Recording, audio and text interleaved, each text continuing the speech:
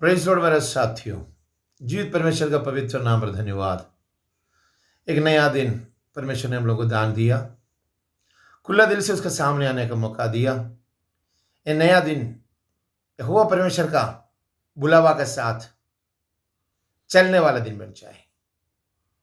हम लोग जब थक जाता है ना, तो किसी का बोली हम लोग को जोर करता है, किसी बात हम लोग को पावरफुल करता है।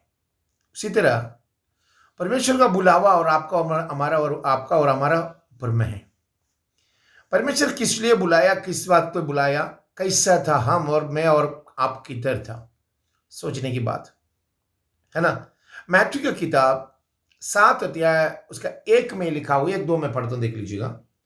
दोष मत लगाओ कि तुम भर भी दोष ना लगाया जाएगा। तुम दोष मत लगाओ कि तुम पर भी दोष ना लगा जाएगा। बहुत गहरी बात है, क्योंकि जिस प्रकार तू दोष लगाते हैं उसी प्रकार तुम पर भी दोष लगाया जाएगा, और जिस नाप से तू नापते हो उसी नाप से तुम्हारे लिए भी नापा जाएगा। सही बात है ना। हम जो जजमेंट करता है अपना मर्जी का, अपना दिल में आए उसी हिसाब से मारता है। वो ऐसा था, ये ऐसा था, उसका पौली था ना, पहले से मैं जानता था, इसे वो लोग कहने में नंबर 1 है। यहोवा का वचन नहीं बतला रहा, दोष मत लगाओ कि तुम पर भी दोष ना लगाए जाए। औरों के ऊपर में हम लोग जजमेंट करने के लिए नंबर 1 है। इंसान है ना, नंबर 1 है, औरों के ऊपर जजमेंट करता है। उसका लाइफ का बारे में, इसकी जिंदगी के बारे में ना देखा चीजों को गहरी से चुन चुन के ला के, घींच घींच के ला के, सड़ा वाला सबको बाहर ला करके अपने आप को मजाक उड़ाना हम लोग सोचता है। और परमेश्वर का आत्मा चाहता है मैं और आप दूसरे के ऊपर में जजमेंट करने वाला नहीं, बल्कि तुम अपने आप को कैसा है ये देखने के लिए। अगर मैं दूसरे के ऊपर में दोष लगाता है ना, अंगुली उठाता है ना, तो हमारे लिए 3 लोग हमारा ऊपर में अंगुली उठा रहा, एक उसका बोलते हैं तो 3 हमारा पास है, समझ जाना। तो हम और आप जहां जहां जो दोष लगाना जाता है ना, इसी तरह सोच के, खास करके मसीह संदान दूसरे के ऊपर में जो दोष लगाते हैं उसके ऊपर में, मतलब समझिए कि कचरा फेंकने का पहले याद रखना वो इंसान कैसा है। किसी का कपड़ा देके, या किसी का ड्रेस और मेकअप देके, या धन दौलत देके, या किसी का समझिए कि पोजीशन देके किसी को हम लोग दोष नहीं लगा सकता है, जजमेंट नहीं कर सकता है। हो सकता है धन दौलत वाला होगा और भीख मांगा जैसे चलता होगा, हो सकता है बड़ा अमीर जैसे चलता होगा, कंगाल से कंगाल पड़ा होगा, हो सकता है वो बड़ा पोजीशन में बैठा होगा और उसका जिंदगी के अंदर में सब जगह से, दुनिया से गाली सुनने वाला होगा। आज आपका लाइफ का अंदर में इसी तरह का नमूना बहुत किसी का आता होगा, आया होगा। दुनिया के सामने हम लोग जो करने वाला जजमेंट यहोवा पसंद नहीं करता है, इसलिए बोलता है जो नाप से तू नापेगा वही नाप से तुझे भी नापेगा। तुम्हारा दिल का अंदर का गहराई कितना है उसी हिसाब से तुम नापेगा, और तुम जो नापेगा उसी नाप से परमेश्वर तुझे भी नापने वाला है। ये बात को याद रखना। तुम जो देगा उसी हिसाब से तुमको भी मिलेगा, तुम जो नापेगा उसी हिसाब से तुमको भी नापेगा, तुम जो बोलेगा उसी हिसाब तुमको भी बोलेगा। इसलिए अपने आप को किसी और किसी के ऊपर में दोष ना लगाकर सही रास्ता से सीधा चलने के लिए आज परमेश्वर का हाथ को थाम ले। इंसान जब भी सोचता है ना वो होगा, वही होगा, वही होगा, वही आज ये करेगा, आज वो करेगा, उसने से देखो ऐसे होगा, वो वहां पर जाने से ऐसे करेगा, ये सब बोलता है ना, बिल्कुल है। देखिए पहला शमूएल का किताब उसका 16 अध्याय उसका 7 में लिखा एक बात मैं आपसे पढ़ना चाहता हूँ। फर्स्ट शमूएल चैप्टर 16 वर्स उसका 7 में लिखा हुआ एक बात मैं आपका साथ शेयर करना चाहता हूँ। उसका 7 में लिखा बात है, परंतु यहोवा ने शमूएल से कहा, ना तो उसको रूप से दृष्टि करना और ना उसके कद की ऊंचाई पर, क्योंकि मैंने उससे अयोग्य जाना है। मैंने उससे अयोग्य जाना है, क्योंकि यहोवा का देखना मनुष्य का ऐसा नहीं है। मनुष्य तो बाहर का रूप से देखता है, परंतु यहोवा की दृष्टि मन पर रहती है। ओह, शमूएल ने यहोवा को अगुवाई के हिसाब से, आज्ञा के अनुसार इसी के घर में पहुंचा हुआ, इसी में दाऊद का फादर, दाऊद का घर में पहुंचा हुआ। ये डेविड जो है उस वक्त भेड़ी चरा रहा है। उसको भाई लोग 3 है, तीनों में से बड़ा वाला, उसका नाम जो लिखा वो देखिए, उसका 16 का 6 में लिखा हुआ है, एलियाब। लंबा चौड़ा सुंदर है, सब बाहर से देखा जाए तो सब तरफ से उसको क्वालिटी है, बाहर का देखने से, मगर दिल का क्वालिटी नहीं था उसका। एलियाब को लेकर आया, पर एलियाब पर दृष्टि करके सोचा, नीचे यही जो यहोवा का सामने वही उसका अभिषिक्त होगा। क्योंकि डेविड को अभिषेक करने के लिए परमेश्वर ने बोला है, ईसाई के घर से 4 बच्चा, उसमें से एक को मैं चुना हुआ है इस्राएल का राजा बनने के लिए। तो शमूएल वहां पर किया, कुर्बानी के बाद, इन्हें सैक्रिफाइस करने के बाद, बलि चढ़ाने के बाद वहां पर बोल रहे कि तुम्हारा बच्चा लोगों को लाओ, उसको मैं अभिषेक करने का है। तो बच्चों, तो एलियाब जो है ना, वहां पर मतलब समझो, वहां पर इस्राएल का शाऊल का सेना का अंदर में काम करने वाला, सेना में ही लोग, देखने में लंबा चौड़ाई, बॉडी है, स्मार्ट है, देखने में मेरे हिसाब से बिल्ली आंखें वाला, देखने में स्मार्ट वाला पार्टी है। बाहर का रूप देखने से इसको अभिषिक्त बनाने के लिए नंबर 1 है। और यहोवा का आत्मा उसको देख के बोल रहे, क्या बोला मालूम है, उधर जो लिख रहा बात है, उसको बोल रहे नीचे यही तो यहोवा का सामने वही उसका अभिषिक्त होगा। परंतु यहोवा ने शमूएल से कहा, ना तो उसको रूप पर दृष्टि कर, ना उसका कद की ऊंचाई पर, क्योंकि मैंने उससे अयोग्य जाना है। दुनिया का सामने लंबा चौड़ा सब कुछ है, ड्रेस में, मेकअप में, सुंदरता में, सब कुछ उसका कोई नंबर 1 से आगे आगे खड़ा है। और परमेश्वर बोलता है, मैं उसको अयोग्य जाना है, मैं उसको अयोग्य किया है, मैंने फालतू काम, मेरे लिए काम का नहीं है वो। हालेलुया। आज हम भी अपना देखता होगा, उसका मेरा अच्छे करेगा, मेरा ऐसे ही है, मैं वैसे ही है, उससे इस हिसाब से हम लोग बहुत किसी का बहाना लगा के सोचता होगा हम भी उससे ऐसे होगा, उसी के साथ ऐसे होगा, ये सोचता होगा ना। और परमेश्वर बोलता है वो अयोग्य है। अगर देखने में लंबा चौड़ा होएगा या उसका रूप से सुंदर है, तो परमेश्वर उसको सुंदरता तो नहीं माना है। परमेश्वर बोलता है, क्या मालूम है वहां पर जो लिखा बात है, मैं उसको अयोग्य जाना है। तो इन्होंने क्या किया, उसका भाई को क्या लिख रहा है मालूम है उसका, और तो क्योंकि यहोवा को देखे ना, मनुष्य का सा नहीं है, मनुष्य तो बाहर का रूप से देखता है, पर यहोवा की दृष्टि मन पर लगी रहता है। तो ईशई ने अबीनादाब को लाया, एलियाब को लाया, दूसरा वाला अबीनादाब को लाया, बुलाकर शमूएल के सामने भेजा, और उसने भी यही कहा, यहोवा ने इनको भी नहीं चुना है। और तीसरा ने क्या कहा, यहोवा इसे नहीं चुना है। फिर यीशु ने शम्मा को सामने भेजा, और उसने भी कहा, यहोवा ने इसको भी नहीं चुना है। अबीनादाब को लाया, एलियाब को लाया और शमी को लाया, तीनों को बोला परमेश्वर इसको नहीं चुना है। देखने में लंबा चौड़ा सब कुछ है, सब कुछ है, स्मार्टनेस है, मगर यहोवा उसको नहीं चुना करके बोल रहे हैं। और उससे पूछ रहा है, उसके 11 वचन में लिख रहा है, तब शमूएल ने यीशु से कहा, क्या सब लड़के आ गए हैं? वह बोला, नहीं, छोटा तो रह गया, और वह भेड़ बकरियों को चरा रहा।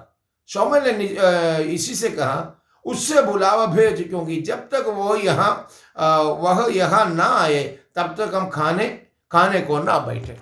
अब इसी को बोल रहे, बुलावा डालो, किसको? एक जो चरवाह है, जो भेड़ी बकरियों को चराने वाला है, उसको बुलाओ। वो जब तक नहीं आएगा तब तक मैं यहाँ पर भोजन के लिए नहीं बैठेगा। तो दुनिया का तरफ से माँ बाप का आंखों पर क्या था, वो सेलेक्टेड है, और परमेश्वर के सामने अयोग्य है।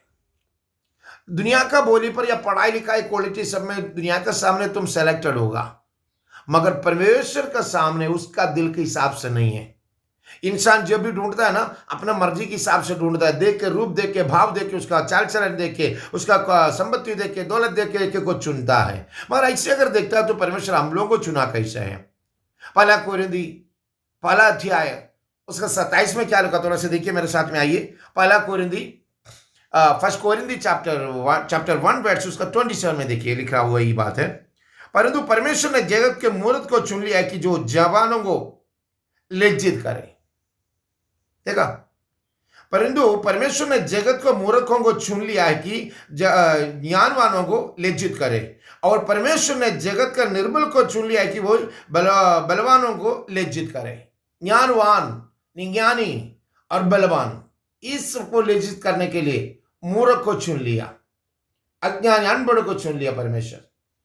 आज परमेश्वर आपको चुनने का कारण आपका क्वालिटी देके नहीं है।